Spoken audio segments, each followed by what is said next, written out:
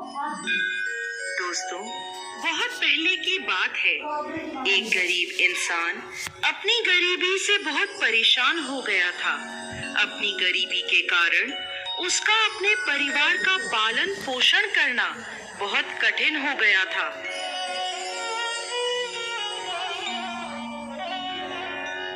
एक पत्नी और 2 पुत्रों के भरण पोषण के बोझ ने उसके मन में उथल पुथल मचा दी थी। इसी उथल पुथल के चलते उसने घर छोड़कर भाग जाने का निर्णय ले लिया और एक रात वह चुपचाप अपना घर परिवार छोड़कर चला गया।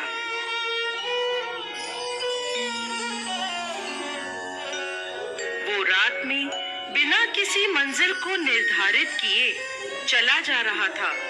जब वह एक नदी के किनारे पहुंचा तो उसने देखा वहां भगवान बुद्ध अपने शिष्यों के साथ डेरा डाले हुए हैं।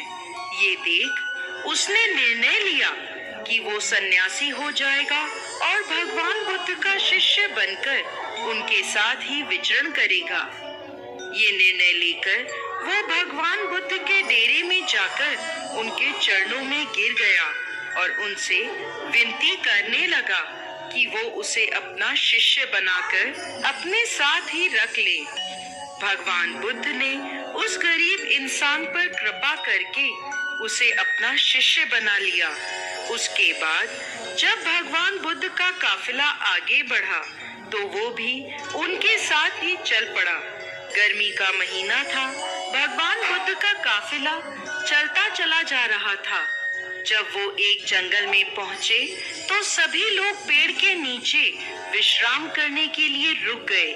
गर्मी के कारण भगवान बुद्ध को काफी जोरों की प्यास लगी थी। उन्होंने अपने नए शिष्य से कहा, यहाँ पास में सरोवर है, तुम जाकर वहाँ से पानी ले आओ। भगवान बुद्ध का आदेश सुनकर वो सरोवर से पानी लेने चल पड़ा।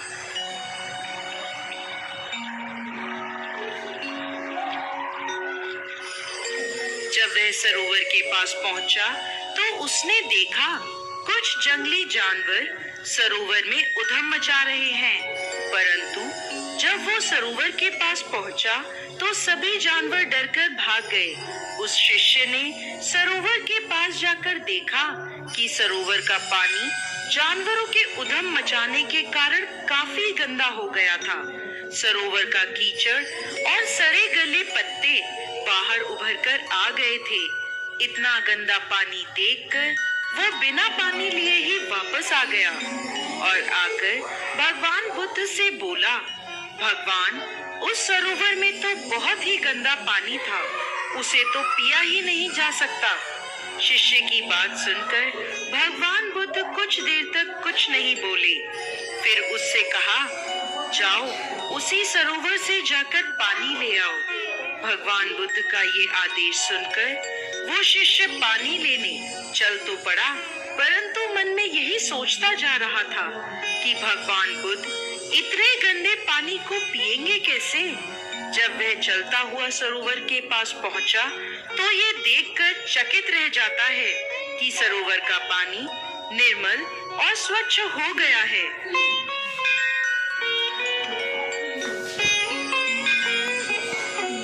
वह पानी लेकर भगवान बुद्ध के पास आता है और उनसे ये प्रश्न करता है कि थोड़ी ही देर में सरोवर का पानी इतना साफ कैसे हो गया। तब भगवान बुद्ध ने उसे समझाते हुए कहा, जब जानवर पानी में उधम मचा रहे थे तब उसका कीचड़ उभर आया था, परंतु कुछ देर शांत रहने पर कीचड़ वापस नीचे बैठ गया और पानी फिर से निर्मल हो गया। इसी प्रकार हमारे मन की भी स्थिति होती है। जीवन की भागदौड़ और कठिनाइयां हमारे मन में उथल पुथल पैदा कर देती हैं और तब हम गलत निर्णय लेते हैं।